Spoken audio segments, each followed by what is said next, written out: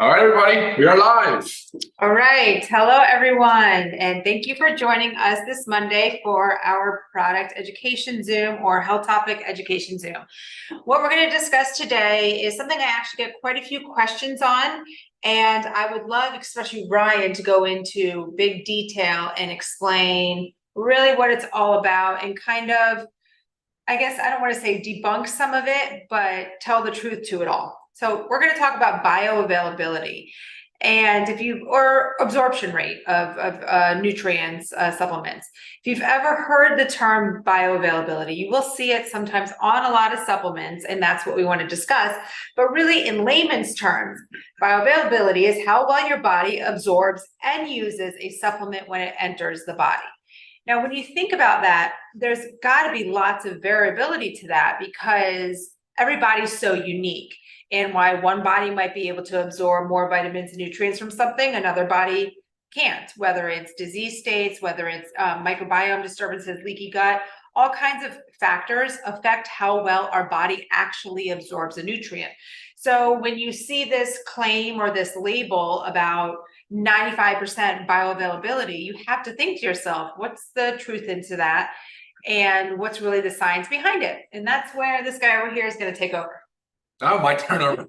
So, all right, so let's talk about this. So bioavailability is the rate and extent to which a drug or a chemical molecule reaches a site of action. So it's desired site of action. And traditionally speaking, it has a lot to do with absorption, but it really does have a lot to do with like the whole range of pharmacokinetics is the kind of the term that they've coined for it, where it's absorption. Well, really, it starts with like dissolution, like how is the drug dissolving if it's in a solid state, like a tablet, dissolves, right? Then absorbs, then it has to distribute out through our bodies. Then it's metabolized either by the liver or other system, and then it's excreted or eliminated from the body. So that whole kind of thing is the pharmacokinetics, and that is sort of really the bioavailability. It's kind of what makes up bioavailability. Again, coined from pharmaceuticals because the pharmaceutical industry has to prove bioavailability. So it is a real term. I know it's super confusing. I know it's thrown around a lot. There's a lot of misunderstanding around it, but it really is kind of founded in the pharmaceutical side. And remember, the FDA regulates pharmaceutical drugs. They make sure, well, they regulate dietary supplements too, but they make sure they have to prove bioavailability. A new drug application or a supplement or an investigative new drug, they have to prove it, with some exceptions, of course. So in the world of dietary supplements, we have certainly borrowed from some of the pharmaceutical process to show bioavailability. And that's some of the stuff we'll talk a little bit about today. But I want you guys to remember bioavailability applies virtually to everything we put in our body. I mean, or on our body. It could apply to our foods. So like plants, right? Meats. You know, if you eat a plant, you hear things like, oh, it has anti-nutrients, things that block or kind of suppress some of the bioavailability. There are, so again, it's a whole thing, right? Like, and we'll go through that a little bit today, at least. We'll kind of talk a little bit about, I'll sort of go into the weeds. I try to keep it under 15 minutes, but go into the weeds about it. But at the end of the day, I mean, I do think that for people that are consuming dietary supplements, there are supplements to food. We are regulated under the FDA, but we are not required to prove bioavailability. Okay.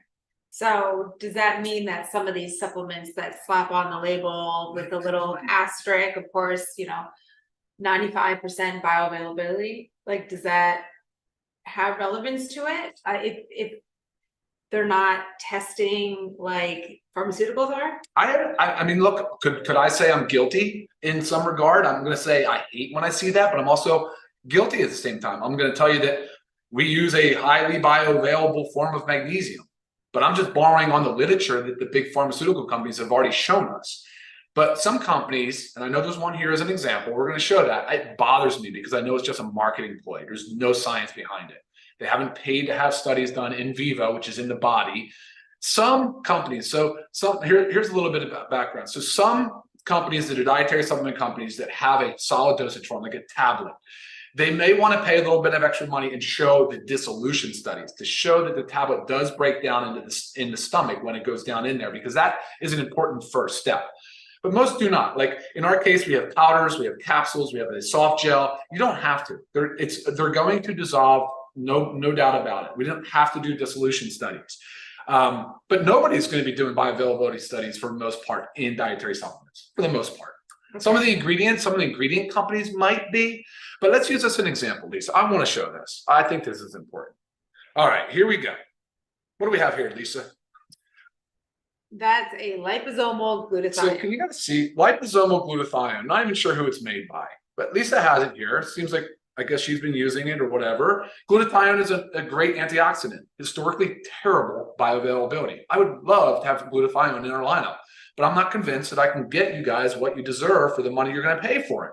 So on this label, it says liposomal. Well, first of all, they chose liposomal because it's a way to increase bioavailability, but I don't think it's working in this case. And then right here on the side, it says highly bioavailable. Well, highly bioavailable, based on what?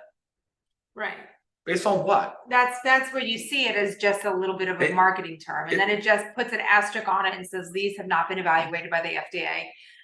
You know, again, just showing you like they're just putting something on there that sounds great and helps their marketing. Just another great example though. You see how it's in liquid, it's in aqueous form, there's water. So it tells you better consume within 30 days of opening because of stability reasons. So there's bacterial contamination that can occur. Obviously the active ingredients start to degrade rather rapidly. I'm not a fan of that product whatsoever. Right. I wonder how much. Hold that specifically because it has on there the highly bioavailable. Right. All right. So let's talk about routes of administration, right? So when you talk about bioavailability, it has to do mostly with absorption, but everything else we just talked about, absorption. So how do we improve absorption? Like, what do we do there? Number one, everything has to go into solution to be absorbed, and it starts in the stomach. But so powders, capsules, soft gels, it will all get into the stomach. Well, actually, the powders are mixing in water, so it's going into solution even before we get it to our stomach. But it gets down in there, mixes in the stomach, in the sludge, it dissolves, it comes out. And depending on other characteristics, where is it going to start absorbing? Some things will absorb in the stomach right then and there. Other things, most drugs, most pharmaceuticals, most dietary supplements have to pass into the small intestine where the pH is a little higher. Because in the stomach, the pH is very, very acidic. It's around like 1 or 2. But by the time it gets into the small intestine, it's more closer to neutral, still slightly acidic, but it can absorb. And that's where most of the absorption is taking place. So oral supplements, things taken by mouth, such as powders, capsules, soft gels, liquids, solutions, all of that, have, generally speaking, a very high chance of absorbing. Right? And this is tried and true. It's super convenient, super cost effective, for the most part, very stable. Things in capsules, soft gels, powders, very stable. Things in solution, typically not as stable. That's why I'm not a fan. If you watch our thing on collagen, I'll explain why powder form is superior. But all of this is compared to the gold standard of bioavailability as an injectable, whereas an IV is considered 100%, where then intramuscular and subcutaneous are going to be slightly less, but still very high. And so that's a big part of it. The next phase of it would be distribution. So now where is this pharmaceutically active ingredient or dietary supplement ingredient? Where is it going? Now that it's absorbed, where is it going? It's going to be distributed throughout the body. So it needs to get to its target site of action, right? And that's ultimately what we're looking for, right? And so that's a lot of times a lot of the unknowns, right? Like what's happening there. And then for sure, it has to metabolize. Most of the times it'll go through the liver and it'll get ready. It'll get converted into metabolites, and then it's going to be excreted. That whole process is what makes up bioavailability. Pharmaceutical companies, again, they know this pretty well. The pharmacokinetic profile, they know it very well. Dietary supplement companies have no clue. None, for the most part. What we have done at LiveGood is we've looked at the ingredients, we've looked at the things that Big Pharma has done, and we've incorporated much of that into our formulation. That's where we're getting our intel. That's how we're coming up with our information. And so an example, right? Like I think the Daily Essentials Pack is a good place to start. So like vitamin D. Vitamin D3 is cholecalciferol. The pharmaceutical equivalent is vitamin D2. That's ergocalciferol. Well, it's been shown in multiple studies that the D3 is superior to the D2, not just based on absorption and bioavailability, but also on the blood levels that it achieves. So it's something about it that's got more effectiveness or more efficacy in hitting the site-specific tissues and having a greater effect. So that's kind of how we're going through this process, saying what bioavailability. Same thing going and looking at the magnesium. How many forms of magnesium have we heard about? There's a lot. Right. There's many different Seven forms of forms. magnesium. I'm going to just give you quickly how we looked at this. Magnesium glycinate, it's predominantly magnesium glycinate with some magnesium gluconate. Those are highly bioavailable based on studies already performed. We know that. We don't have to do anything more, anything fancy. It is literally in this capsule, just magnesium glycinate and gluconate. There's other forms of magnesium like magnesium oxide, poorly absorbed. It's just not a well-absorbed form of magnesium. There's many other forms, and you can look up the profile and see the absorption and how well each one of these esters or salt forms of magnesium perform. Being glycinate being A, the most studied, B, one of the most highly bioavailable forms, it was a no-brainer for us to go that route. So, and then of course, in the multivitamin, the B vitamins. There's a couple of factors here as well. There's methylation. So methylation helps the people that have a gene variant called MTHFR. MTHFR, if they have that gene variant, they're not able to methylate properly, which is sort of, methylation is just part of a conversion process, it's a chemical conversion process. And so if you can't do that, that's why if you can't methylate properly, then you won't be able to access the active form of B12, folate, and of other forms that need methylation. So basically taking it would just, you would excrete. Yeah, you would mostly just eliminate it and not really derive as much benefit from it. But in this case, we put in the methylated form of B12, which is methylcobalamin, as well as the methylated form of folate, so L-methyl-L-folate. And so that helps bypass the step of bioavailability, helps improve bioavailability for anybody out there that may possibly have that gene variant, which Lisa does, she has that gene variant. What else is in the multi? There's a number of things. There's so many different things in the multi and things to think about as far as bioavailability. There's factors like co-administration with other things. So if somebody's on pharmaceutical drugs, like drug interactions, drugs that compete for absorption, that's why we left out calcium. We carved out the magnesium and we put that into a separate supplement. The same thing with the vitamin D. We did that and we paired the D with the K. I know I'm all over the place. I'm sorry. The D and the K are paired because they actually complement each other pretty well. They're both fat soluble vitamins. But we did carve out the D. We did carve out the magnesium. We didn't want calcium in there because a lot of those can chelate. They can bind. They can compete for absorption sites. Thus decreasing bioavailability. Now, is there any perfect science on exactly how much that would decrease? Maybe in the pharmaceutical literature somewhere, there might be some studies, but as far as dietary supplement companies providing the actual funding and research and study on it, no way. I seriously doubt it.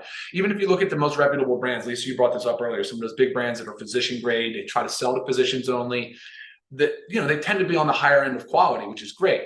But you don't see them making claims about bioavailability. You'll never see that slapped on there as like an They really don't, because they know their audience. Their audience in that case are physicians and healthcare practitioners. And they're like, look, we know that that's not entirely accurate. I mean, there's some basis to it, but it's not entirely accurate. It's kind of misleading. It's more of a marketing ploy. And that's kind of, I think that's important takeaway from all of this. So understand the couple, go ahead. I feel like I want to say something. I was going to say in the factor 4 too, the black pepper. Yeah. Oh, correct? Good point. We've added the black pepper to increase the bioavailability of curcumin. Right. Curcumin. So it can help with that increased absorption as well.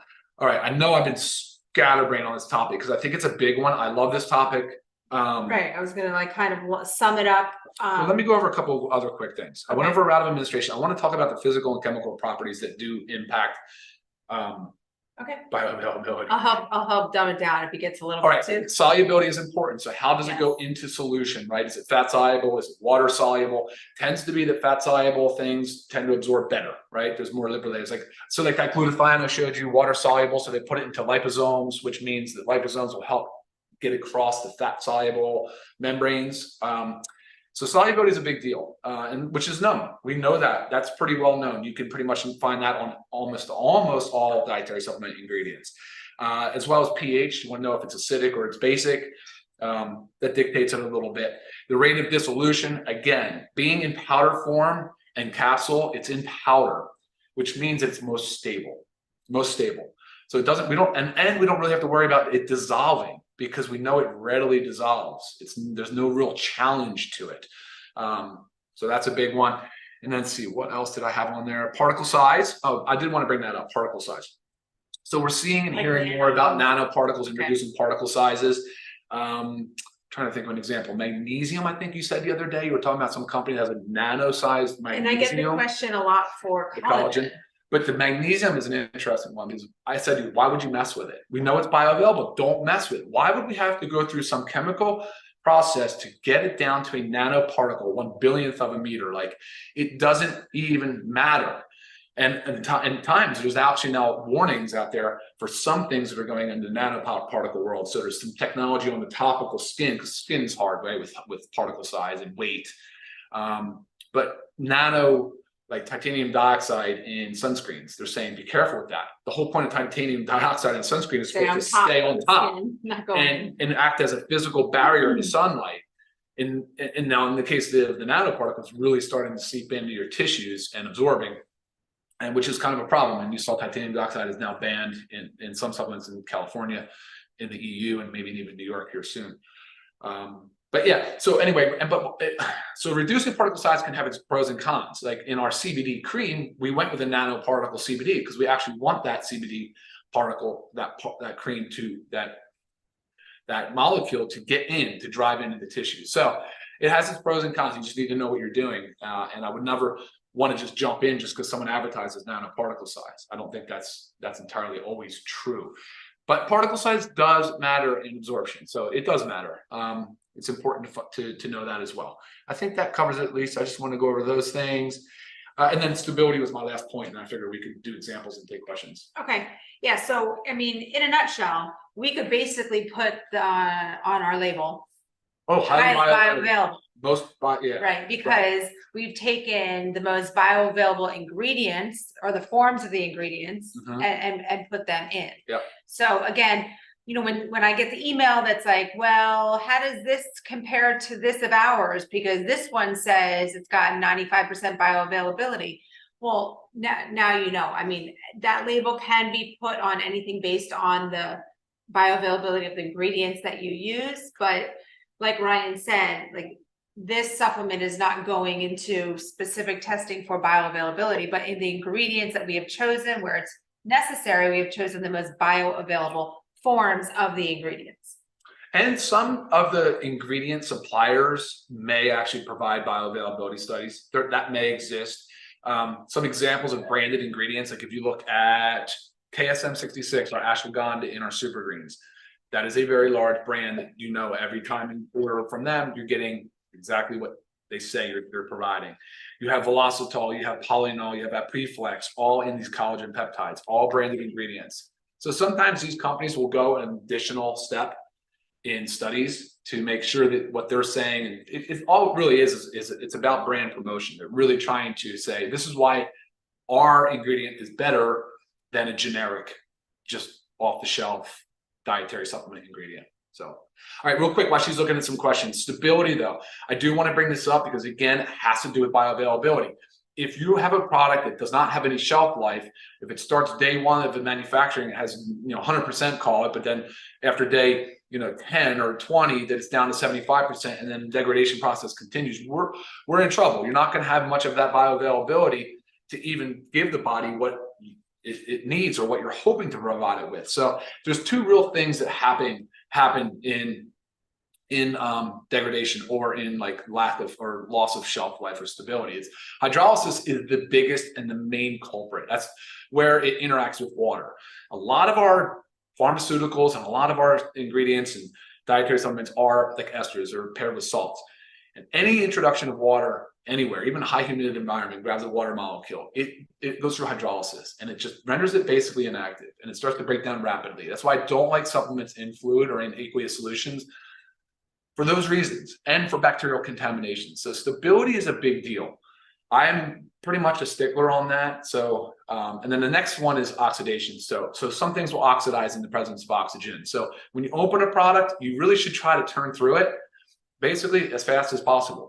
I mean, because as the more it's interacting with oxygen, especially if you're keeping, I always tell people, don't keep it in the bathroom because you have three things going on. You have temperature, light, and humidity. So you've got those three things cooking in there. And those are the three that will really, really rapidly degrade any active ingredient. So just keep that in mind for bioavailability purposes. Ready for some questions? Yes, let's go. Well, hold on. Let me give you a couple Oh. examples. D3, D2, glycinate, methylation. What else did I write? I just want to put a couple of. No, that's it. All right, let's do it. All right, Michelle's just saying, Lonza, we're talking about the MTHFR, as they have it in their family. If you don't know if you have it, it's just a simple test from your doctor, and it's always very good to know. But yes, methylated form is important. No injectables. We're unable to do injectables. Prescriptions. Those fall under FDA's drug. Correct. What if a person has high folate? Should they take a multivitamin with iron? Well, we're not going to go into specific drug Right. interactions because it's just, there's a lot of factors that would, you can email me by all Yes. means, I'll help you answer specific questions to you. But you know- Oh, one other thing too, talking about variability, imagine the patient that's on a proton pump inhibitor for like heartburn or acid reflux. You know, you're altering the pH of the stomach, and most things do need that pH, that pH 1 and 2. So when you have that pH higher, now you're messing with, again, the ability of things to absorb or break down or go into solution, whatever it might be. So Right. there are a lot of drug interactions, and then That decrease the bioavailability. the of decrease the certain nutrients. bioavailability of certain nutrients. There are a ton. So again, if you have any questions on that, happy to help. And then of course, there's drug-induced nutrient depletion, which we did another Zoom on. You should watch that one that shows where the body actually increases the excretion of certain minerals and vitamins. So Right. But it just shows too, like this term highly bioavailable, it's very individual. I mean, it's our bodies are so unique and different. You can't compare it. It's too broad of a topic to take it. The children's multivitamin, are they chelated? What's what? The children's multivitamin. Oh yeah, no, we'll use chelated as much as possible. We always try to, when you say chelate, usually what we're talking about is chelating like with an amino complex or so all right, like chelation just means when you bind or attach to. So like for instance, magnesium glycinate is magnesium chelated to glycine, an amino acid. Right. But I don't want to confuse people with the chelation of where we're competing for absorption sites earlier. Right. There's But the B vitamins in the children's multi are the methylated form. Oh yes, of course. Oh yes. What is question about the bioavailability of a different form of magnesium malate? Malate's good. Yeah, malate's good. I don't have any problem with magnesium malate. I think malate's great. I like magnesium glycinate and gluconate better, but again, malate not a problem. But was that the last one? Right? Hold on to the person without. Okay. Disease state question.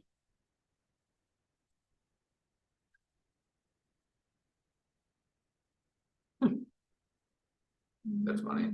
Yeah, David, that's a funny one. I know. I hear you. Oh, there will be some variability too, guys. Whenever you're selecting ingredients, especially botanicals, there can be some difference in coloration. That's normal. So there was a question about the vitamins, the old vitamins to new vitamins, the different in color. Not a problem. Same ingredients, just different color. It's normal. Right. Oh, something about the particle size.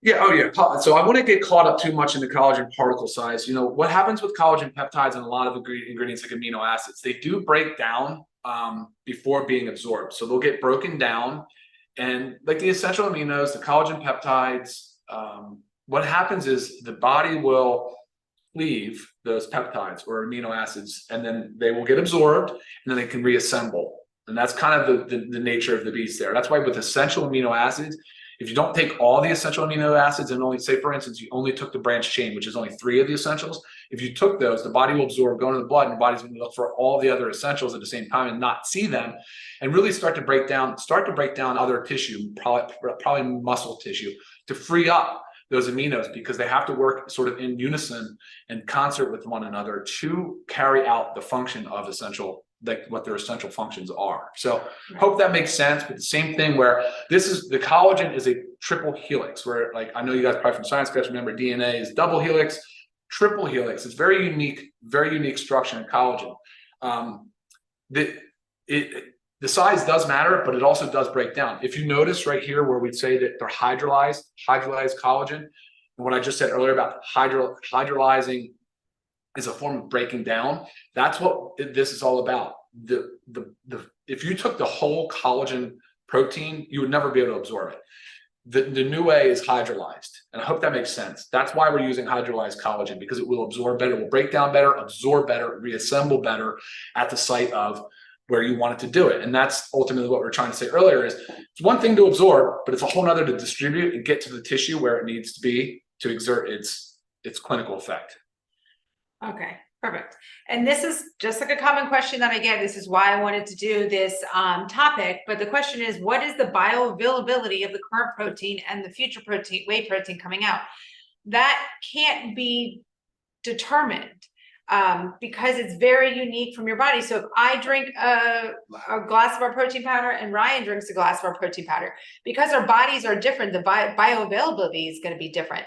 Knowing though that we use the most bioavailable ingredients in our products to help with the bioavailability of our products. Let me take that a step further. Yes. So on protein, we should do this on a Zoom too. Okay. On protein, what we do know is the dry weight basis. And that's been the problem with like plant versus whey for many years, is that a plant was never really able to get anywhere close to the 90% dry weight basis of protein. So like if you weighed out how many grams of protein per weight of like powder, right? Like dry weight basis. So now the plant base, our fermented peat is high. It's like somewhere around 88%. I think whey is in the low 90s, depending on the type of whey. But again, protein is determined based on its amino acid content. So is it a complete protein, which means does it have all the essential amino acids? That protein goes into the stomach. Those proteins break down into their respective amino acids.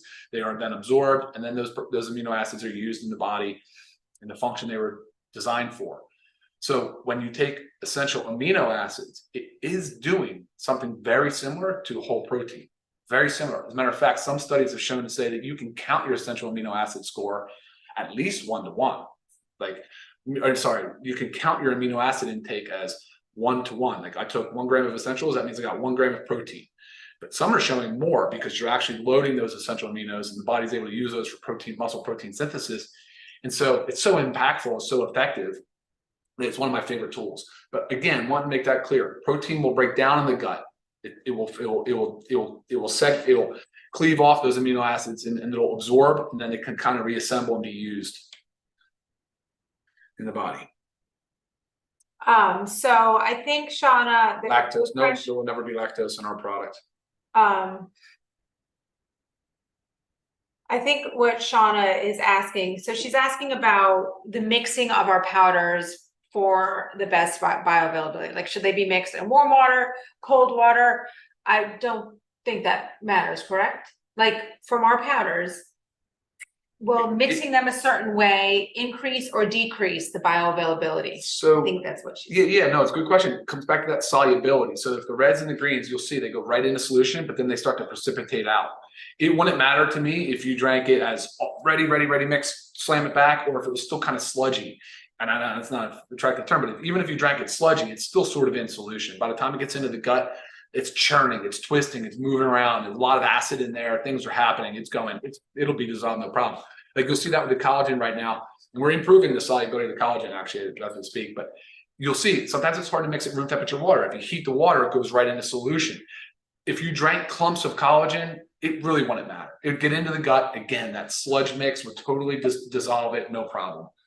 So it's like what works best for you. Yeah. Someone may have joined late. What is bioavailability? So And our topic, yes, but it's how well your body absorbs and uses a supplement when it enters the body. Well, rate and extent to which it absorbs. Okay. So how fast and how much? Jenny says this is better than college biology. Great. Okay. No, we don't need that one. Keep going quickly. Oh, we got to go. Yep. Okay. Are they? All right. Perfect. So a lot of these questions, if your question did not get answered, it's because it really didn't pertain to the topic, and that's fine. Go ahead and email those questions to me, lisa@livegood.com. We tend to only answer questions that are relevant to the topic we are discussing, but do remember the last Monday of every month, we have a live Q&A where we will answer your random product questions. All right. Awesome. All right. Well, thank you guys for joining. I hope this made sense and you could get a little better understanding about the term bioavailability, and when people put it on, or companies put it on supplement containers, what the relevance actually is to that, all right? All right,